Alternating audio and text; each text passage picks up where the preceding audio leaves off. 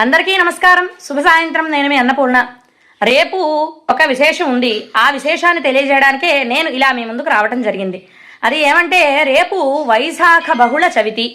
దీనినే సంకష్టహర చతుర్థి అని కూడా అంటారు. ప్రతి నెలలో పౌర్ణమి తర్వాత వచ్చే చవితిని సంకష్ట చతుర్థి అని అంటారని మనం ఇంతకు ముందు చాలా వీడియోల్లో చెప్పుకోవడం జరిగింది. ఆ సంకష్టహర చతుర్థి రేపే, అంటే మే 5వ తారీఖు 2026 అన్నమాట.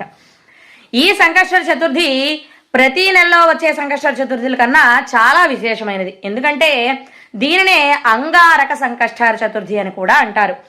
ఎవరైనా సంకష్టహర చతుర్థి వ్రతాల్ని చేయాలనుకున్న వాళ్ళు రేపు సంకష్టహర చతుర్థి వ్రతాన్ని చక్కగా ప్రారంభించుకోవచ్చు. ఇది కూడా చాలా విశేషం. దాంతో కూడిన మంగళవారం కూడాను. కాబట్టి ఎవరైనా ఏవైనా విఘ్నాలు, ఏ పనుల్లో అయినా విఘ్నాలు కానీ, ఇబ్బందులు కానీ, సమస్యలు కానీ ఉంటున్నాయి అని అనుకున్న వాళ్ళు ఎవరైనా సరే రేపు తప్పకుండా గణపతి ఆలయ సందర్శనం చేయడం, ఏదైనా ఆలయంలో గణపతిని దర్శించుకోవడం, అలాగే గణపతికి విశేషంగా గరిక మరియు బెల్లము సమర్పించడం చాలా విశేషమైన ఫలితం ఇస్తుంది.